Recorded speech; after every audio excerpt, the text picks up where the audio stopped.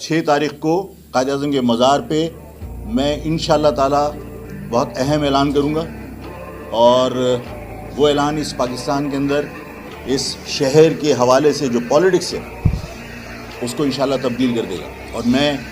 اس یقین کے ساتھ آپ سب کا شکریہ ادا کرتا ہوں یہاں آنے پر کہ